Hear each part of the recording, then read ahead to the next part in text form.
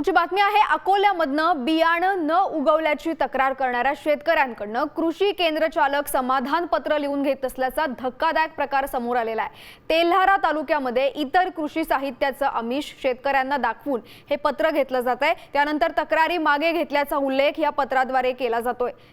दरम्यान निकृष्ट बियाणं कंपन्यांवर फौजदारी गुन्हे दाखल असताना या समाधान पत्रांमुळे संबंधित कंपन्यांना मोठा दिलासा मिळण्याची शक्यता आहे।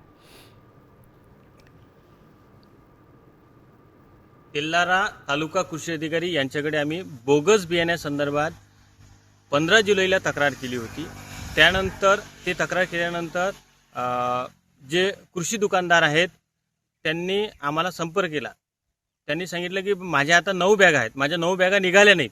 तर त्यांनी सांगितलं की बा तुम्ही 9 बॅगेच्या बदल्यात आम्ही तुम्हाला दुसऱ्या बॅगा उपलब्ध देतो। तर उशीर झाल्यामुळे मी म्हटलं की त्यांना मला बॅगा हव्या नाही।